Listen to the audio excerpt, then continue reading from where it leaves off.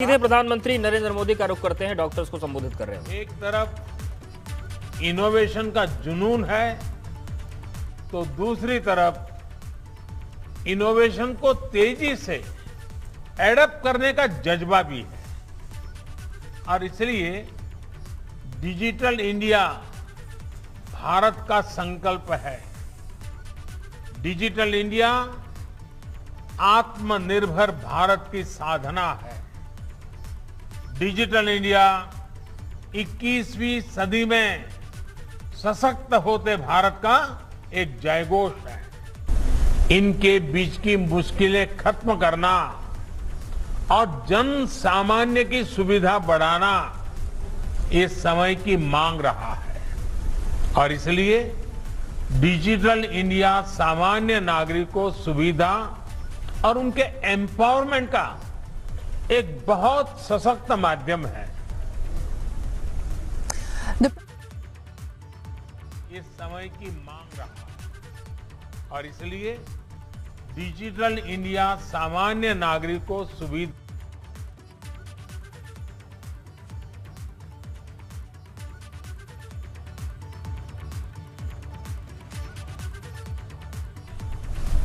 Digital India यानी सरकारी तंत्र तक हर किसी की पहुंच।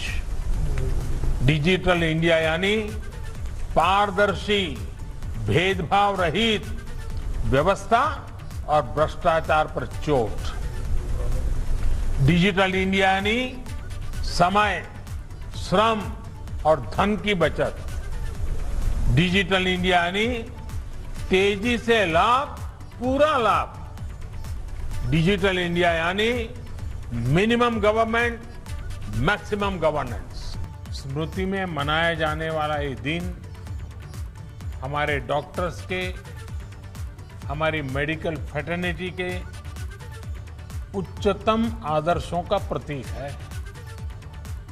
खास तौर पर पिछले 1.5 साल में हमारे डॉक्टर्स ने जिस तरह देशवासियों की सेवा की है वो अपने आप में एक मिसाल है। मैं 130 करोड़ देशवासियों की ओर से देश के सभी डॉक्टर्स को धन्यवाद देता हूं, आभार प्रकट करता हूं। साथियों, डॉक्टर्स को ईश्वर का दूसरा रूप कहा जाता है और वैसे ही नहीं कहा जाता। कितने ही लोग ऐसे होंगे जिनका जीवन किसी संकट में पड़ा होगा, किसी बीमारी या दुर्घटना का शिकार हुआ होगा, या फिर कई बार हमें ऐसा लगने लगता है कि क्या हम किसी हमारे अपने को खो देंगे।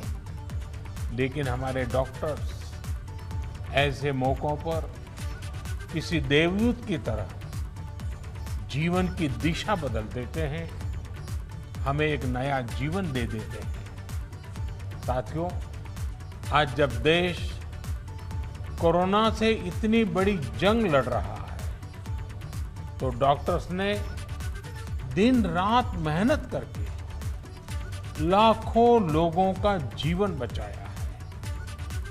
ये पुण्य कार्य करते हुए देश के कई डॉक्टर्स ने अपना जीवन भी न्यौछावर कर दिया। मैं जीवन आहूत करने वाले इन सभी डॉक्टर्स को अपनी विनम्र श्रद्धांजलि अर्पित करता हूं और परिवार के प्रति अपनी संवेदना व्यक्त करता हूं। साथियों, कोरोना से लड़ाई में जितनी चुनौतियां आई, हमारे वैज्ञानिकों, डॉक्टर्स ने उतने ही समाधान तलाशे, प्रभावी दवाइयां बनाई। आज हमारे डॉक्टर्स ही कोरोना के प्रोटोकॉल्स बना रहे हैं, उन्हें लागू करवाने में मदद कर रहे हैं। ये वायरस नया है, इसमें नए नए म्यूटेशंस भी हो रहे हैं, लेकिन हमारे डॉक्टर्स की नॉलेज, उनके एक्सपीरियंस, उनके अनुभव वायरस के इन खतरों और चैलेंजेस का मिलकर मुकाबला कर रहे हैं।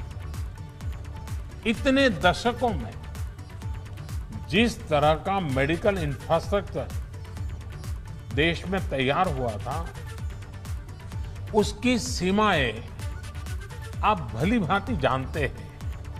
पहले के समय में मेडिकल इंफ्रास्ट्रक्चर को किस तरह नजरअंदाज किया गया था, इससे भी आप परिचित हैं। हमारे देश में जनसंख्या का दबाव इस चुनौती को और कठिन बना देता है। बावजूद इसके कोरोना के दौरान अगर हम प्रति लाख जनसंख्या में संक्रमण को देखें, मृत्यु दर को देखें, तो भारत की स्थिति बड़े बड़े विकसित और समृद्ध देशों की तुलना में कहीं संभली हुई रही है। किसी एक जीवन का असमय समाप्त होना उतना ही दुखद है, लेकिन भारत ने कोरोना से लाखों का जीवन बचाया भी है। इसका बहुत बड़ा श्रेय हमारे परिश्रमी डॉक्टर्स, हमारे हेल्थ केयर वर्कर्स, हमारे फ्रंटलाइन वर्कर्स को जाता है।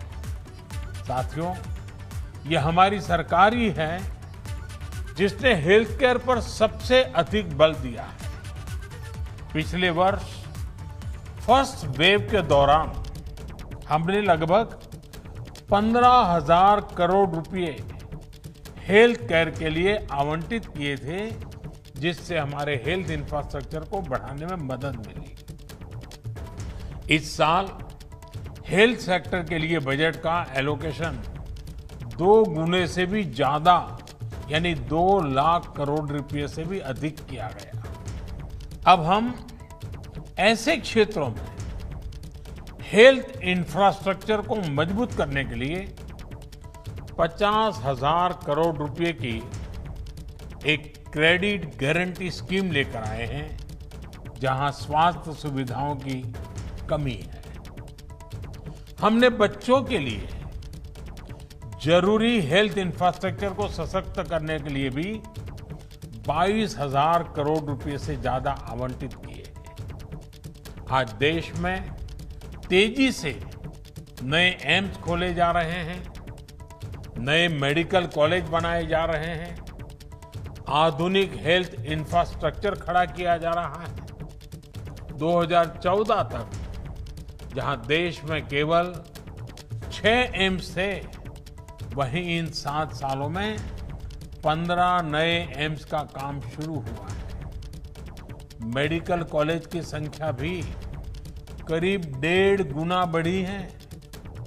इसी का परिणाम है कि इतने कम समय में जहां अंडर ग्रेजुएट सीट्स में 1.5 गुने से ज्यादा की वृद्धि हुई है, वहीं पीजी सीट्स में 80% इजाफा हुआ है।